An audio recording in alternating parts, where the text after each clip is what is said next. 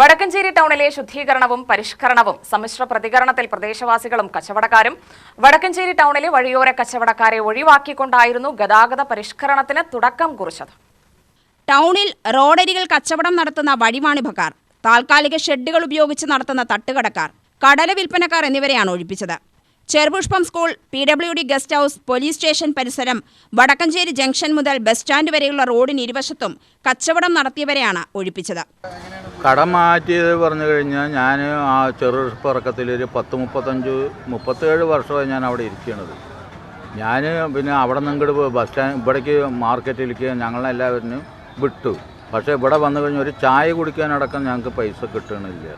അതിൻ്റെത് പിന്നെ വീട്ടിൽ പറഞ്ഞത് വീട്ടിലേക്ക് ഒരു സാധനം വാങ്ങാനോ അല്ലെങ്കിൽ വേറെ എന്തിനോ ഒരു കാര്യത്തിന്. പിന്നെ ഞാൻ ഒരു കിഡ്നി രോഗിയായ ഒരാളാണ്, എൻ്റെ മകൾ മാനസിക രോഗിയായ ഒരാളാണ്.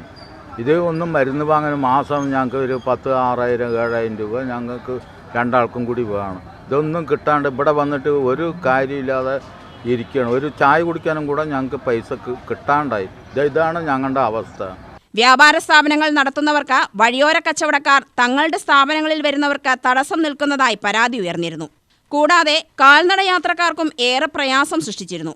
റോഡിൽ ഇരുവശവും വഴിവാണിഭം നടക്കുന്നതിനാൽ തങ്ങളുടെ സ്ഥാപനങ്ങളിൽ വരുന്നവർക്ക് വാഹനങ്ങൾ പാർക്ക് ചെയ്യാനോ നടന്നു വരാനോ കഴിയാത്ത സ്ഥിതിയാണെന്നും ചിലർക്ക് പരാതിയുണ്ടായിരുന്നു.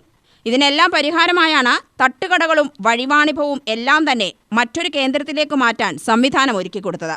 ഒരു ചായ കുടിക്കാൻ 10 രൂപ ചോറ്റിന് ചിലവിന് നമുക്ക് കിട്ടാൻ വഴിയില്ല. വല്ലാത്ത കഷ്ടപ്പാടും ദുരിതത്തിലാണ് ഇപ്പോൾ ഞങ്ങൾ ജീവിതം.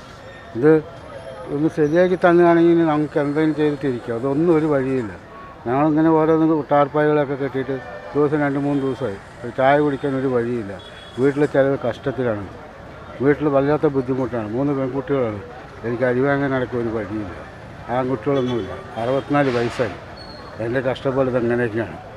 എന്തെങ്കിലും നല്ല ഒരു രീതിയിൽ കാണിച്ചു തന്നാൽ അത്രയും സൗകര്യമായി. ഇതിപ്പോൾ ഞങ്ങൾ വഴിയോരത്തിരുന്ന് ചെരുപ്പ് തുണി പറ്റാണ്ടാണ് ഇതിൻ്റെ ഉള്ളിൽ കൊണ്ടുവന്ന് ഇരുത്തിയിരിക്കുന്നത്. നമുക്കതിന് എന്തെങ്കിലും ഒരു മാറ്റം വരുത്തേണ്ടവർ അതും ചെയ്തിട്ടില്ല.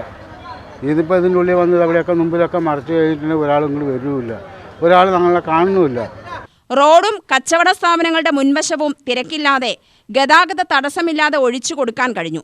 എന്നാൽ തങ്ങളുടെ വ്യാപാര സ്ഥാപനങ്ങളിൽ വരുന്ന ഉപഭോക്താക്കൾ മാറ്റിപ്രവർത്തനം ആരംഭിച്ച തട്ടുകടകൾ, വഴിവാണിഭ സ്ഥാപനങ്ങൾ എന്നിവിടങ്ങളിൽ എത്താൻ തുടങ്ങിയതോടെ അവിടെ തിരക്ക് വർദ്ധിക്കുകയും നേരത്തെ തിരക്കുണ്ടായിരുന്ന പല സ്ഥാപനങ്ങളും തിരക്കൊഴിഞ്ഞ സ്ഥിതിയിലുമായി.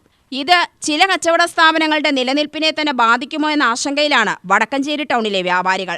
ചായ കുടിക്കാനും ലഘുഭക്ഷണം കഴിക്കുവാനും വരുന്നവർ തന്നെയായിരുന്നു വടക്കഞ്ചേരി ടൗണിലെ പ്രധാന ഗുണഭോക്താക്കൾ.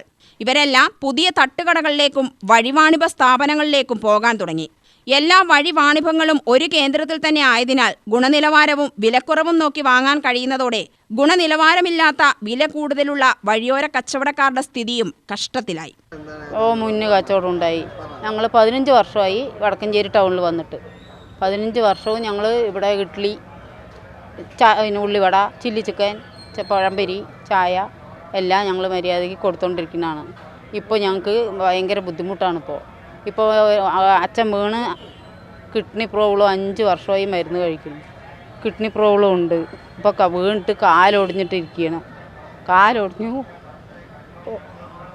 ഓപ്പറേഷൻ ചെയ്ത് 2 ലക്ഷം രൂപ മുടക്കി. 4 പെൺകുട്ടികളാണ്. വീടുണ്ടായത്. വീട് പൊളിഞ്ഞു കിടക്കുകയായിരുന്നു. അത് പഞ്ചായത്തിൽ നിന്ന് കിട്ടിയില്ല.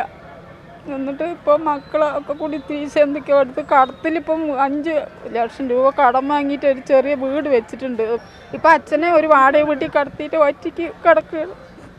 എന്നിട്ട് ഞാൻ കച്ചവടത്തിന് വന്നിരിക്കുക. 4 പെൺകുട്ടികളാണ്. അവർ കെട്ടിക്കൊടുത്തു.